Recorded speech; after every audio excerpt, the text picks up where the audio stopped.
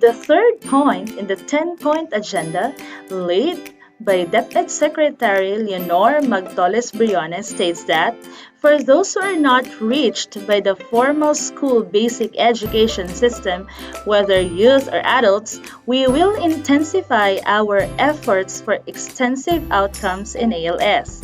We will do this through better targeting of beneficiaries, broader coverage, prioritization of these programs by implementing units, partnership modalities that fit the circumstances of target learners. One of such modalities is BPOSA. Good day, ALS implementers. I am Gretchen V. Catane from the Division of Balay City, and I will talk about the terms of reference of the BPOSA program and implementers. Now, for this session, you are expected to identify the duties and functions of DepEd key officials, implementing school personnel, instructional managers, and external partners. Second, recognize the goal and the main features of the program. And third, reflect on the importance of a unified effort in the BPOSA implementation. Now, let me begin by asking you a question. What really is BPOSA?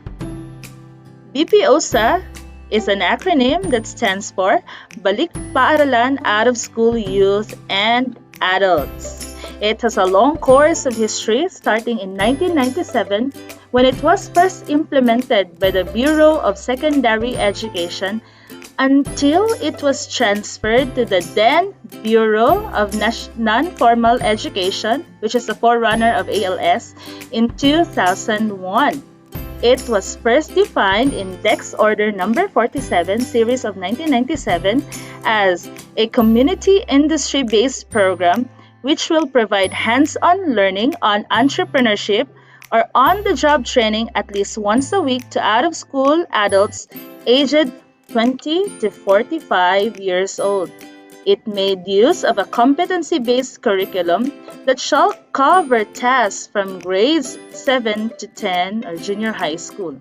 It is intended to equip the learners with entrepreneurial skills through the subject entrepreneurship, which will provide training in small scale by developing employable and trainable skills. However, over the years, the program has evolved to its present implementation scheme.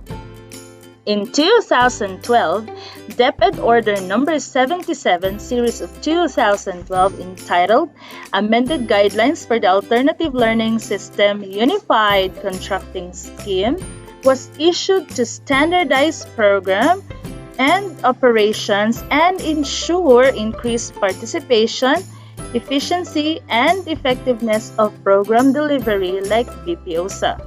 The issuance then defined BPOSA as a school-based program which have the following main features. First, the conduct of the learning sessions is in either an elementary or secondary school.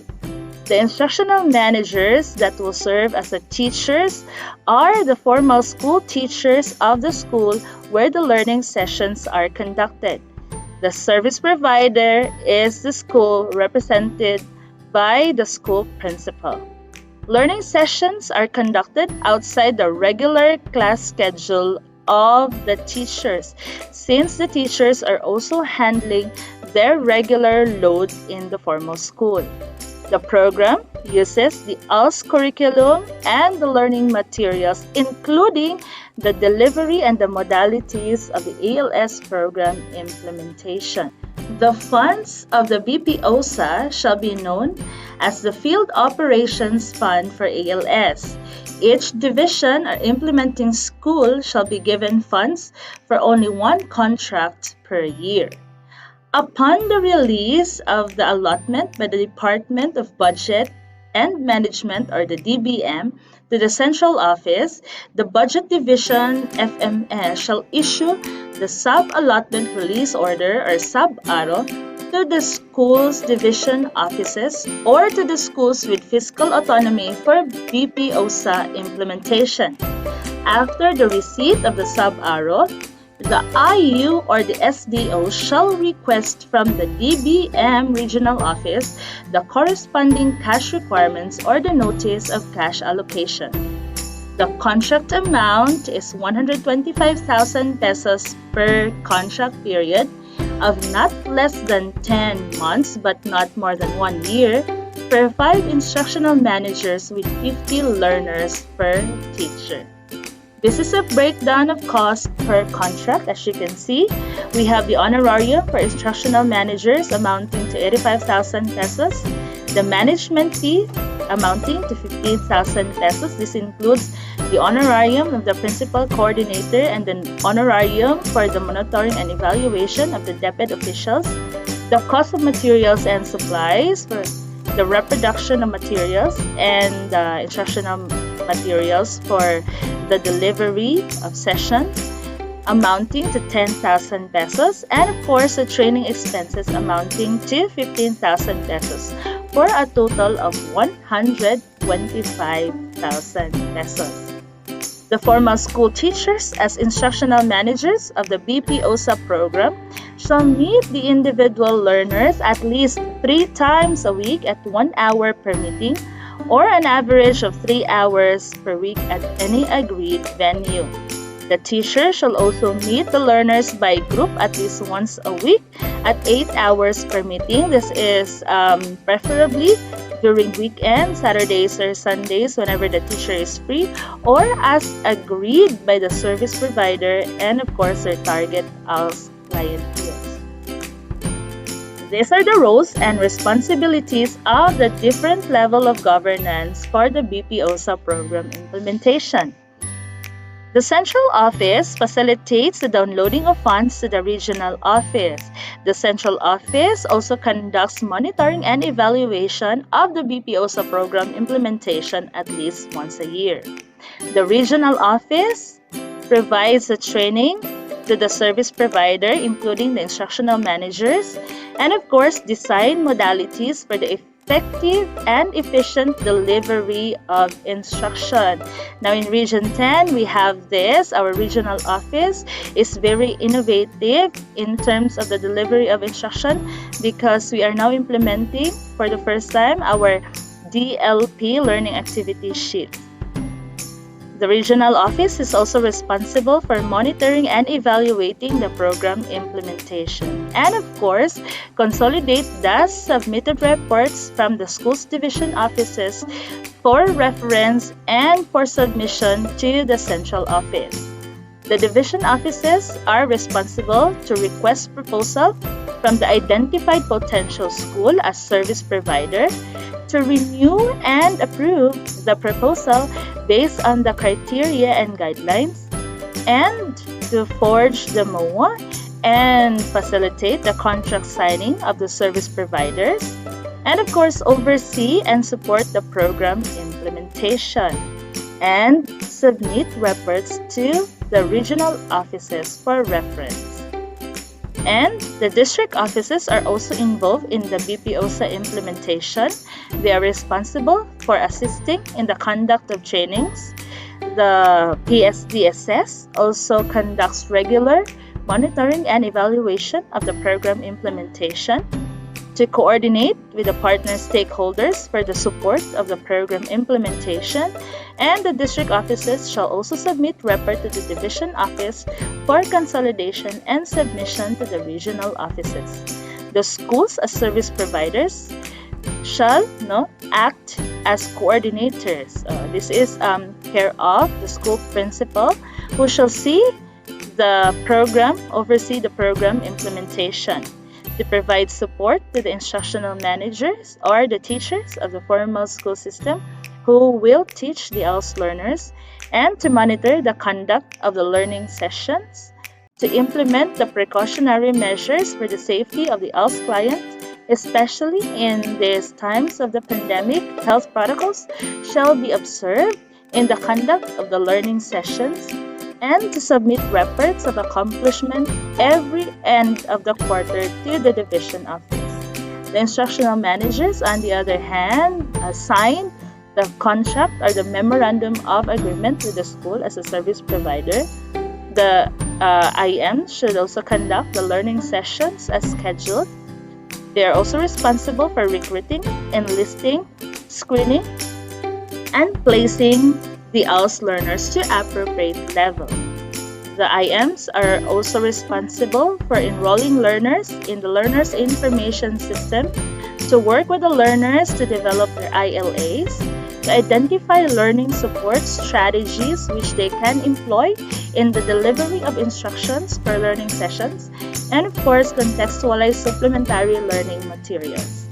The instructional managers are also responsible for the support and guidance of learners in the development of the presentation portfolio and guide them through the assessment process, to coordinate with the local government units and other stakeholders for learning support, to keep and maintain the learners' records. So the instructional managers are also responsible for preparing the following documents pertaining to each of their learners: the record or the profile of learners, the checklist of core competencies for each learner, the program implementation status based on the provision of the contract, the list of enrollees or the learners utilizing the required forms, the profile of learners including the core competencies to be developed per learner, the profile of the instructional managers, the activities observed or employed in the learning sessions, the problems, issues, concerns, and most specifically, how they cope up with those issues and concerns as they implement the BPOSA, and what are their recommendations for policy enhancement. So these are the reports required from the implementing schools, the summary of quantitative accomplishment against committed targets, the narrative report that specifies the ATSOCMOV activities, organization of learning groups, conduct of learning activities, the monitoring and evaluation, and other activities undertaken by the service provider. The lessons learned in the BPOSA implementation, their liquidation or their financial report, the issues and concerns that they have met, and of course the recommendations for improvement. And they also have to include the annexes that includes the enrollees, the profile of IMs, and the photo documentation of the BPOSA implementation. So at the end of each contract period, the service provider is also required to provide an end of contract report, which includes the following items: the summary of quantitative accomplishment against committed targets, the profile of learners and instructional managers, the activities undertaken, the highlights of the project implementation. So if they have innovative strategies that they have employed in the BPOSA implementation, they can highlight it here. And of course, the impact or the outcomes of the program, the the post-program activities that they have conducted, the issues and concerns, and of course, the financial report. So those are the roles and responsibilities of the different level of governance in the BPOSA program implementation. And indeed, the BPOSA as a certificate program requires a unified effort of various internal and external stakeholders to be successfully carried out. So my salute to our BPOSA partner implementers. Napoleon Hill once said, "You can start right where you stand and apply the habit of going the extra mile by rendering more service than you are now being paid for." Thank you for going the extra mile and doing commendable service to our Filipino youth and adults. Good day, thank you, and God bless, and mabuhay ang BPOSA implementation of Region